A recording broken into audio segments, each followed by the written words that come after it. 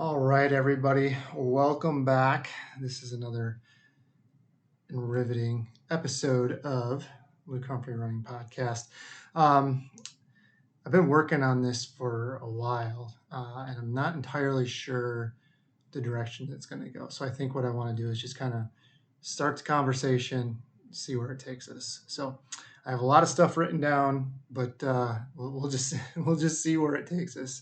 But I want to talk about, and it's come up because it's come up a lot in some of my athletes, and I see it, like a lot of the stuff I see it in the Facebook group and things like that. But um, easy runs and how easy runs are treated the same in a lot of ways, and um, partly my fault, I would say. I think I've been indifferent to them for some time, but or haven't at least done a very good job of portraying what actually I would want in the right places. So because I feel like it's one of those things where in my head I know, and I assume other people know too, and they don't. And then like they get a training plan or something like that, and they just follow to the letter what is done, and it has created some problems. And some of it, I think, I'm looking because I just did a training consultation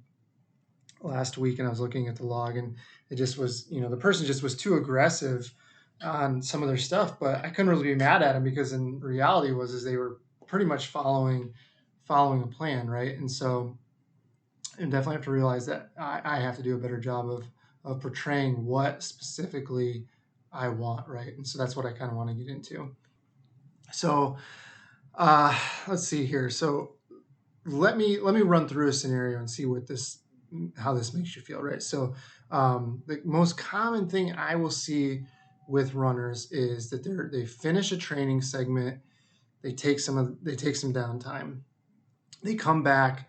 First several runs are really easy. Now, and this will actually depend. Like if they actually take the downtime, coming back is actually harder, right? Because if you've gone 2 weeks, you're going to be fairly stiff, fairly immobile. It doesn't feel pleasant those first few runs back, but a lot of times people will not take very much time off, come back, and early on the runs are a little better, but it seems like it catches up to them a few weeks later. Where if the person took the downtime like we have scheduled, the start is rough, but then they come back within a month, like, and they're feeling somewhat pretty much okay, ready to do workouts. Where a lot of times what I'll see is if a person doesn't take the downtime, they can come back pretty quick, but then a few weeks after that, they actually feel worse than when they came back. So, but let's say that's you take some downtime, you come back. First several runs are pretty easy. This last, you don't really do much as far as intensity for another week or so. The runner gets into a groove, they build their mileage, and so does the pace of the run. So every run seems like, they'll start getting, after a few days of feeling rough, paces will start picking up, and then easy runs will start settling into more of what we say is the moderate range. And then they build into a full training, and easy run paces stay the same. So they'll still so let's just take, for example, if somebody's, middle of their moderate pace range is, 8 minutes per mile, they'll settle into that, and that's fine because they're not doing any workouts and anything like that. But then they build into the full training. They'll still try to keep that easy pace at, that hypothetical 8 minutes per mile, but at the same time, now we're increasing workouts and we're increasing volume and all that good stuff. So it's manageable. My point with that is that it's manageable for the first several weeks of that, but then you get into it and the training starts getting real. Cumulative fatigue starts to build up. Runner gets frustrated because now they're forcing themselves to maintain that 8 minute pace despite being in the heaviest amount of training. And the point is, they don't necessarily need to have that 8 minute pace. Like, is that run serving the same purpose as it did a few weeks ago or a month ago, 6 weeks ago, whatever the case is, right? So that's kind of where I want to get into. Where like it's the same run could have a different meaning depending on where you're at in the schedule. So if that sounds familiar to anyone, it sure does. It does me. I see it a lot with athletes. I see it a lot with people in the Facebook group, especially now. I think for a lot of people, we're starting to get into that Like right now, as I'm recording this, I think we're under 15 weeks to Chicago, so people are starting to pick up their training.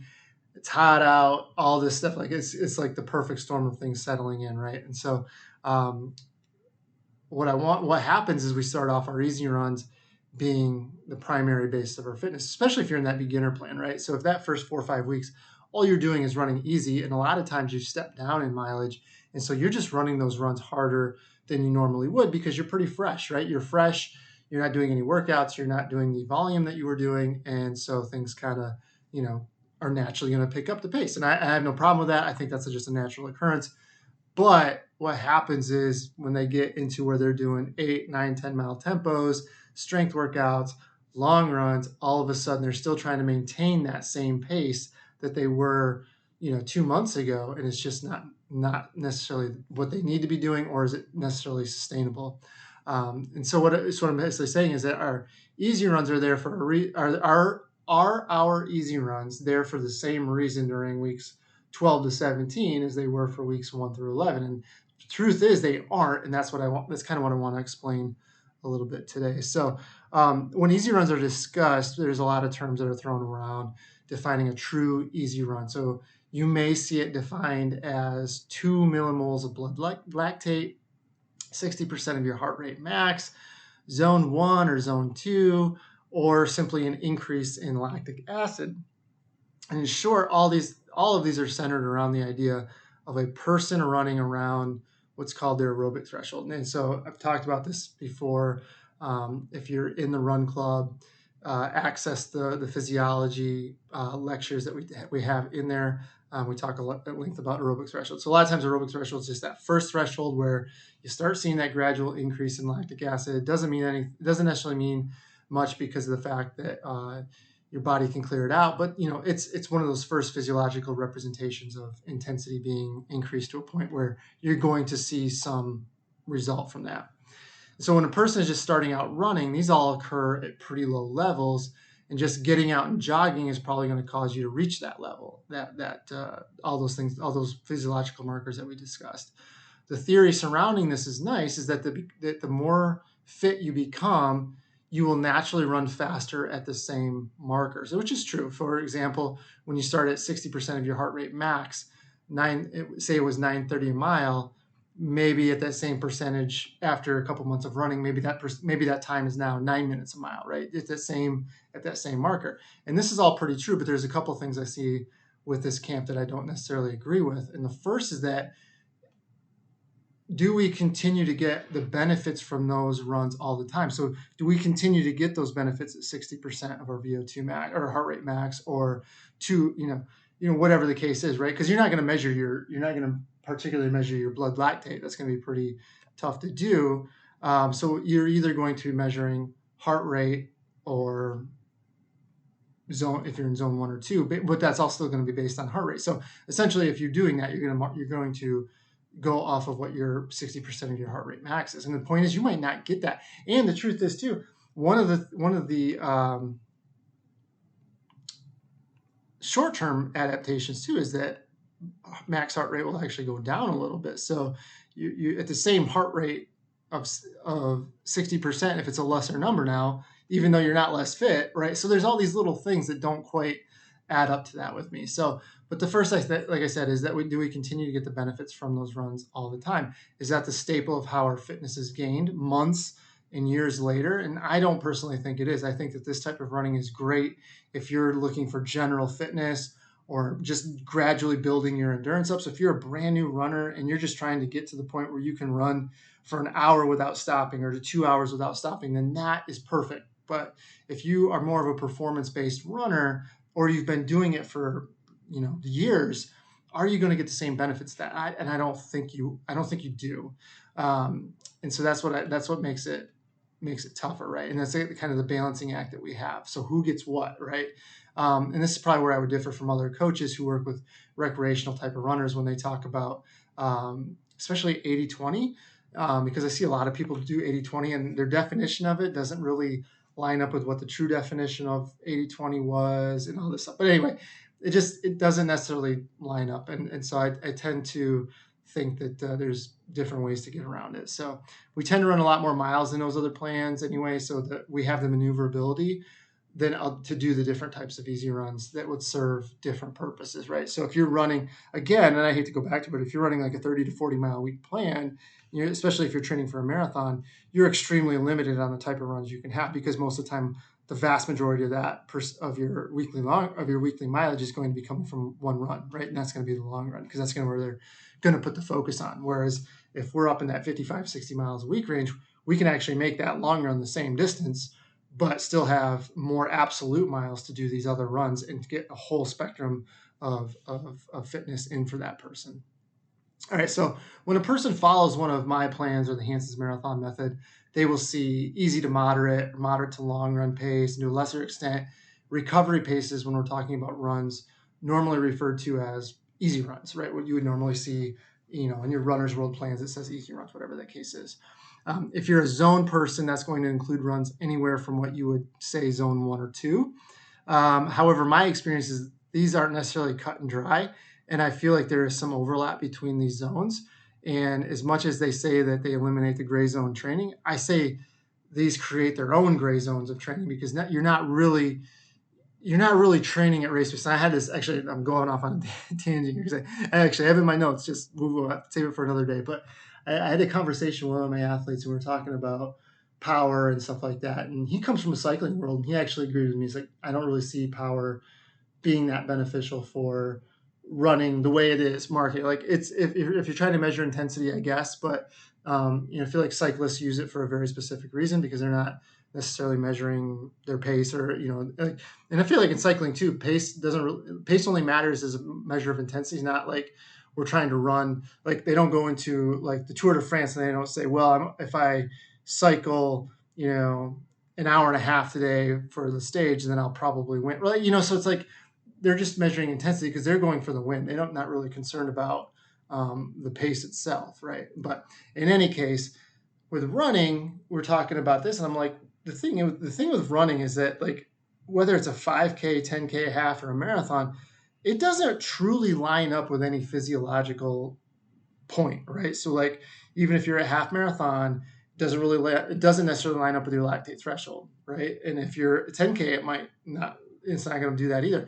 Or, if critical velocity is what we're measuring, it's not really going to, and 5K doesn't necessarily line up with what your VO2 max is, right? So there's all these things that we talk about, all these physiological markers, and they want to train at these physiological markers, but they don't really translate into what I can do for that actual race. And if you're not spending a certain amount of time running at the actual pace that you want to race at, then you don't know what that pace feels like during the race, right? And that's hard. That's a hard thing to get around. And so I feel like the gray zone training is kind of where you race. You kind of race in the gray zone, right? And so just avoiding that doesn't necessarily make a lot of sense to me. But anyway, so if you read some of the other older school coaches, you'll often just hear terms regenerative, easy, aerobic, or something like steady. Like Coach Joe Vigil, I'm reading a lot of his stuff lately, and he talks about regenerative, easy, steady, stuff like that a lot. And I've had to kind of go back and look at it, because there's so much terminology thrown around. You have to be sure you're clear on what you're actually talking about, and I'm receiving it right. But I want to talk a little bit today what revolves around the intermediate and above runners. So if you're not one of those athletes, probably, I don't know, you're definitely more than welcome to listen. But if you're going to translate this to training, it's more for the intermediate, advanced, and above runner. This all comes down to easy runs that are helping you recover, which we would say regenerative runs, and those that are going to help push your aerobic fitness higher, which I would say the moderate or the fitness gaining runs. The question is what to do and when. And so the best way to approach this is probably looking at the schedule within the idea of blocks of schedule. So let's take it from downtime after a race, right? So the next 2 to 4 weeks post downtime would be in a regenerative category, right? So we're not necessarily looking to gain fitness, but we're rather just looking to get our legs back underneath us, make sure we are okay, and just get back into the routine of running consistently again. So a lot of times there's still muscular damage, all these things, we're just trying to make sure that we're recovered, we're getting back into the habit of exercise, introducing our body back to runs, and then setting ourselves up to start training in another couple weeks. They're going to be shorter runs, no real motive other than enjoying the time exercising, enjoying time with friends, whatever the case is. And if you're following an HMM plan, particularly the beginner plan, this would be those first several weeks back to running. If following the advanced plan, this is the time is much shorter, and it should actually be done before you actually start the plan. So if you take downtime and you have 18 weeks to your next marathon, then you're going to only have 1 week of regenerative running. The more advanced you are, the less likely that the problem that will create. But for most people, I'd want to see at least another week or so of just easy running before starting the 18-week plan. So you basically would want to take your downtime, 2 weeks of easy running, and then start an 18-week plan. It would be a much better segue into the next marathon segment. Let's see. So now, as we move out of this segment, let's assume that we're ramping up for another marathon. Again, if following an HMM plan, you would move straight into the speed segment. And so the amount of easy runs will go down, and this will soon be replaced with more speed, tempo, and long runs. And for a number of weeks, there'll be easy runs that stress the more upper limits of that range, of that aerobic range. And some of these runs should really stress the moderate side of that easy range in order to continue to develop the aerobic system. So what I'm saying is the stress will still be fairly low, even though you are starting speed and tempo and some increasing the distance in the long runs. You're still not going to be the peak distance, but and the same thing with the tempos and the speed, they're all going to be lower level, right? So you're still going to feel probably pretty okay. And so the easy runs, say on Monday, Friday, and Saturday, can probably be a little bit more aggressive into that moderate range. And I say that because we're not necessarily regenerating at this time. We're actually trying to build fitness back up. So if these are more moderate, these are stressing that upper part of that aerobic threshold. It probably past that. And so, and kind of an incomplete thought I had earlier was that at that 60% level for beginners, that might be more like 65, 70% for more advanced runners. And so we want to make sure that we're stressing that moderate aerobic system so that we are stressing the aerobic system to continue to adapt through, mitochondrial developments and muscle fiber developments and all that good stuff, right? So early on, it's actually okay to push those easier paces a little bit. I'm not saying going crazy with them or not anything like that, but you don't want it to be on the very slow side of your easy runs, unless you're feeling bad. Like, if you're not feeling very good, then yes, by all means. But if you're feeling okay and you're just running slow to run for the sake of running slow, then, you might want to think about increasing that pace a little bit. So let's look at like weeks 6 and 7 of the HMM beginner and advanced plan. So, and I say this because they're all at that point they're on the same basic structure. So Monday would be easy. So this is week 6. So week 6 would go easy on Monday, speed Tuesday, off on Wednesday, Thursday tempo, and then easy Saturday, Friday and Saturday, and then easy Sunday. So you'd basically have from week 6 to 7, Friday, Saturday, Sunday, and Monday, all easy runs. Come back Tuesday, speed, Thursday, tempo, 2 easy days on Friday and Saturday, and then a long run on Sunday. And as many of you know, this is fairly early into the training. We're not quite halfway through. We're at a time where things shouldn't be at that cumulative fatigue state. If you're at cumulative fatigue week 6 and 7, something's not right. We are fully aware that we are in training at this point, especially in the summer because it's hot.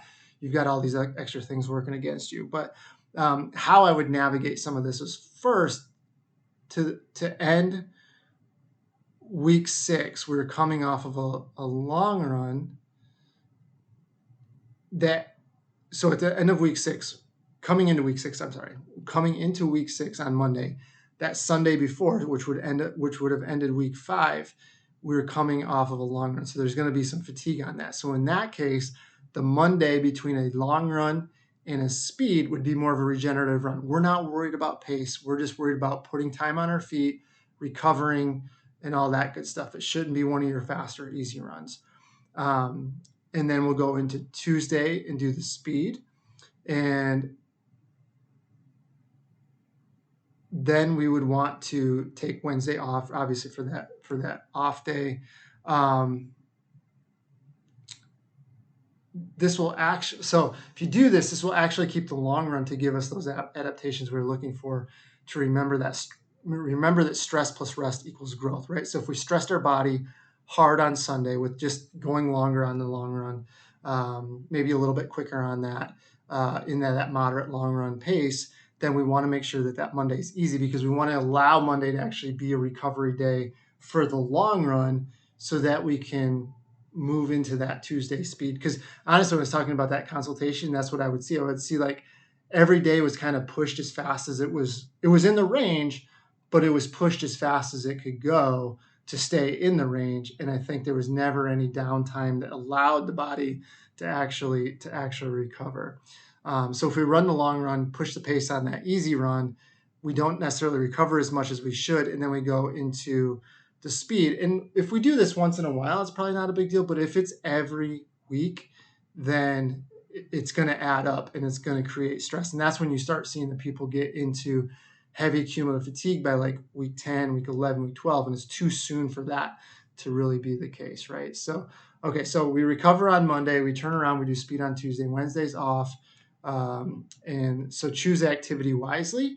Thursday is tempo. I actually don't mind a short, easy run, or go for a walk or a little light bike ride just to get the legs moving around a little bit, keep the blood flowing. I actually feel like it can help speed up recovery, but don't necessarily have to do that. I do feel like people kind of bounce back between that speed and tempo a little bit better by doing just something like some walking, just some light exercise to kind of encourage recovery. But if not, take the day off, focus on fluids, focus on making sure you're replenished yourself, and so that you're ready to go into that Thursday run. Then Thursday's the tempo. It's a bigger effort. And that means Friday, coming off of that, should be more of a regenerative day, for the reasons we just talked about. So if done right, that means that you can come back on Saturday, maybe be a little bit quicker. So, if you really just go out and run easy on that Friday, and it's, a good 2 minutes slower than your marathon pace, and you're just out there having a good time, not really concerned with the pace at all, you're going to recover well enough, hopefully, that Saturday you can actually pick up that pace a little bit more and maybe be more in that moderate range, and then leads that into Sunday, where you can get into that moderate to long run pace on Sunday and really make that a quality long run. And then that whole cycle starts over back into week 7, where you have that easy, which you'd want to be regenerative, speed through temp. So then Tuesday through Thursday would be the same. And then you'd have the easy runs going on there. So I kind of messed that up. But week 6, you have the 3 easy runs. So it'd basically be Friday regenerative, super slow, just putzing around, making sure you're recovering. Saturday, maybe a little bit quicker, maybe on the faster side of the easy range. And then Sunday, maybe into that easier to moderate range. But you don't want to push too hard. And I'll have it say long run on Sunday on the training plans. And that's really just to signify that is the longest run of the week. But it doesn't have to be run at long run pace on those. So you'll notice, like, as you get later into the schedule, you'll have a week where it's like 12 miles long on Sunday one week and then 16 the next week, right? That 12 miles set there to be shorter for a reason. So to allow you a week where you can get a little bit of a harder effort and harder aerobic effort in, but you're still recovering. So if you really hammer that 12-mile run, you don't necessarily want to do that, right? You want to make sure it's in that moderate range, but you don't want to go off the chain with it and get too crazy with it. All right. So that's really more kind of how I'd handle into the speed segment. And I have more info on that. Let me see here on my notes here. So, just some things saying on here. So Saturday run would be easy to moderate, but then Sunday the long run, I like getting after it. And this is for more intermediate and advanced runners, again, within reason. So not only to run long, but run long with some intent on the pace, right? So we're getting after it a little bit. I might start out easy and work towards being within 30 seconds of my marathon pace, right? So if my marathon pace is 8 minutes, I would like to maybe get down to 8:30 pace for the last several miles, but that doesn't mean I want to necessarily average 8:30 pace. if my marathon pace is 8 minutes, right? So hopefully that makes sense. So if I'm 8 minute pace is my goal pace, and I say, well, I can run a long run up to 30 seconds slower per mile, I'm not saying I want the whole run at that. I'm saying that's what you can get down to. And that's where I think some confusion comes into as well. So what I might do is I start out easy. So maybe I'm like a minute, minute and a half slower than marathon pace. I work down to being like a minute slower than marathon pace in the middle. And then the last third, I'm down to where I'm like 30 to 40 seconds slower than marathon pace, but I'm getting after it, right? But again, I don't necessarily want to average 30 seconds slower than my marathon pace for the entire long run. It's something you got to really view it as something I'm building into. And the more fit you are, that might get closer. So it might, if I'm a pretty intermediate runner, then I might average for the run 45 to 60 seconds slower per mile than the marathon pace. But if I'm more advanced, I might spend half to 2/3 of my run at that 30 seconds per slower marker, and I might average 30 to 45 seconds slower per mile than that, right? So, but if I'm a newer runner and I'm trying to do this, I would view it as a building process. Like I want to start out in that easy range, gradually pick it up, and so that by the last maybe 3 miles, 4 miles, I'm at that faster end of that range. So it doesn't mean you have to spend the whole long run. It doesn't mean step out the door and just boom, hammer right away. That's not necessarily good either.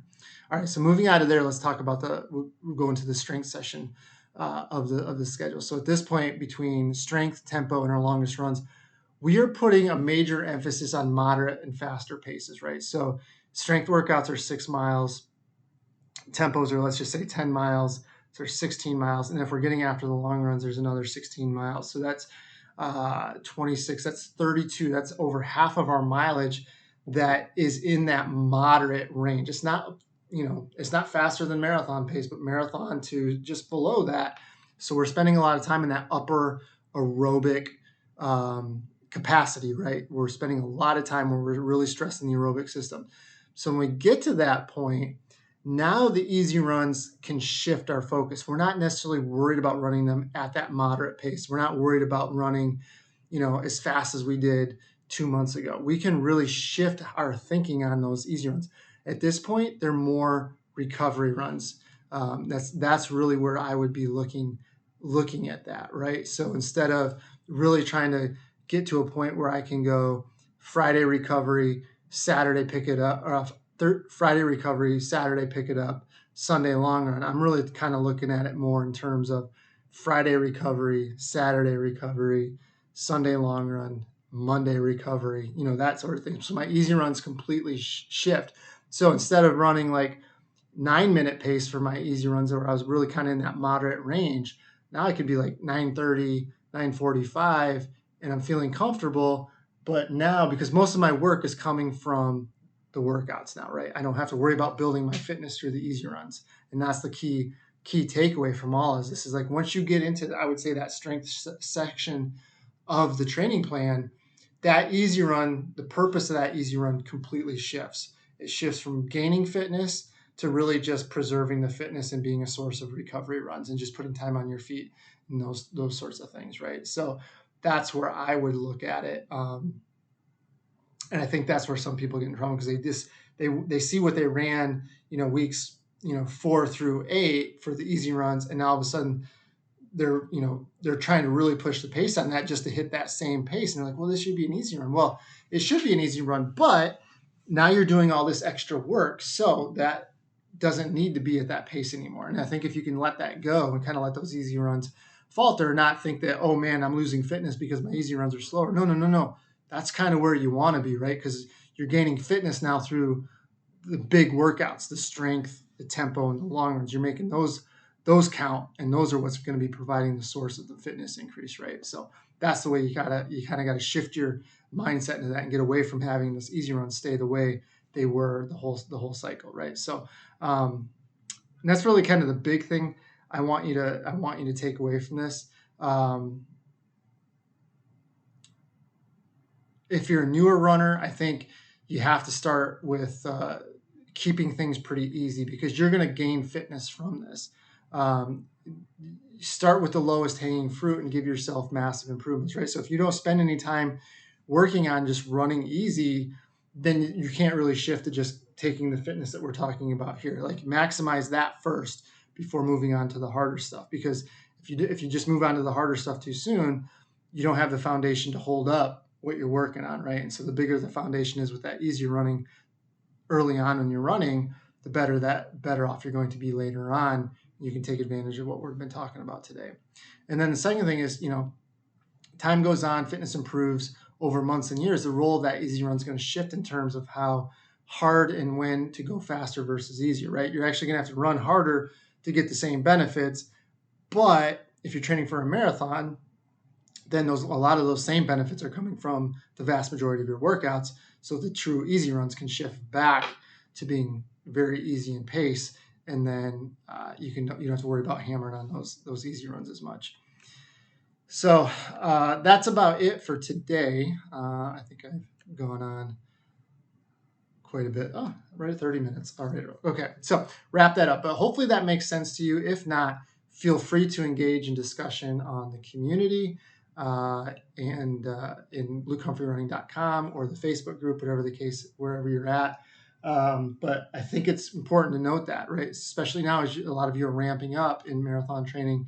Easy runs are going to be able to be a little bit harder right now, but just be well aware it's going to be very, very normal when you get into that later stage of the training and all of a sudden those easy runs are really hard to run the same pace. You're not losing fitness. You're just changing the scope of the easy run, right? And so let those easy run paces fall later on. You'll be A-okay. And if they don't think that you're undertrained either, right? You're fit and you're doing things extremely well. So keep that in mind as well. So, all right. So that's it for today. I will talk to everyone later. All right. See you.